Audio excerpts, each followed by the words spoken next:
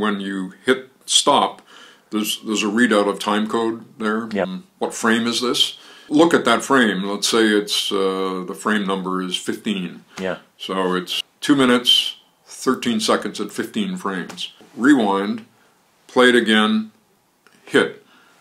You will develop the ability to hit that exact frame 2 or 3 times in a row, if it's the right frame. And that, in a sense, tells you that it is the right frame, because if it's not the right frame, you can't hit it 3 times in a row. And but that will frequently happen where where should I cut? Here? Let me try it again. No, ooh, that's wrong.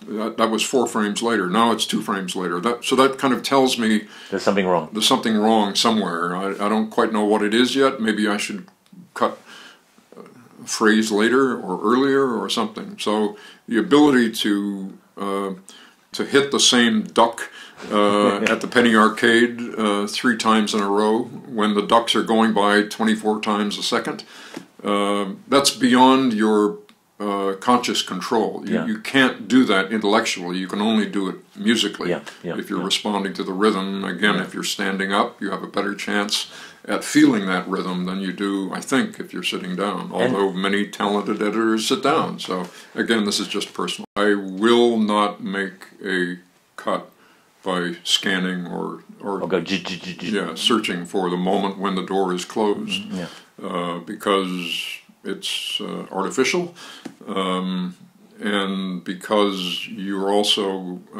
not allowing yourself to learn the particular rhythmic signature of this film, and every film is different. If you feel the moment of the cut in film A, the identical shot in film B might be at a different point. And the only way you can sense that is by looking at it in real time. Even when you see a cut that somehow doesn't work, you don't go, I'll add 2 frames or no. No. I will think that probably needs a couple of frames. But then I will do it in real time. Remake that and try to hit 2 frames later. I mean, the key to it is, here's a shot. There is, let's say, an ideal point at which to cut. And you run the shot, and you hit it, the point, just the same way that somebody playing a musical instrument decides to come in at this point, and not this point. So, I'm using Adobe Premiere on the film that I'm editing for and this is the first time I've used the program, but I went to visit offices in San Francisco back in February of this year. And I said, I'm interested in the product.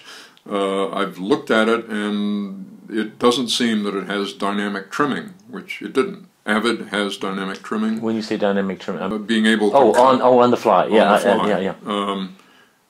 Final Cut had it, the old Final Cut 7, 7, and Avid has it, but you don't seem to have it. And they said, describe it. I described it. And they rewrote the program, and by May or June it was part of the program. God bless you. Right. It's an essential part of the way I work, and it really very quickly, if you work that way, allows you to pick up the rhythms that are peculiar and particular to the film that you're working on. Yes, I agree with that's the way in my humble way I cut as well. It just seems like the real way to do it. One tends to spend a lot of time on audio cuts rather than image cuts. No. Okay, how would you describe it? D.D. Allen, the famous American film editor, that is the way she worked.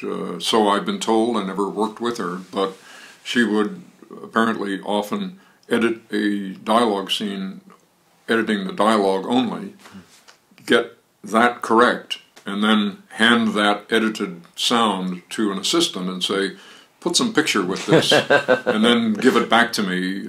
Of course, that would come back, and then she would modify it. But for her, the dialogue is... I work exactly the opposite way, which is I screen the shots, take notes, in dailies, and then when I'm cutting the scene I turn the sound off, and I edit without sound. imagining what they're saying, but also imagining, in a sense, the music that will be there that hasn't even been written yet, and the sound effects that might be there. Put that together, refine it, maybe refine it again, all silent, and then turning the sound on. And clearly, I have been editing sound, digital editing. The sound is there, yeah. So you're cutting it without knowing that you're cutting it. Now I'm listening to it, and 70% of it will be fine. 10% will be wrong. Words will get cut off in the middle or something, and I just fix this.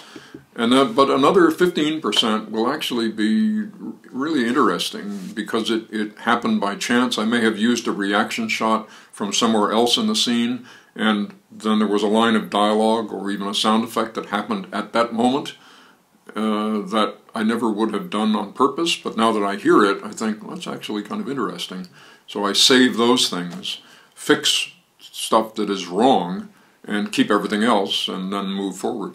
That's fascinating.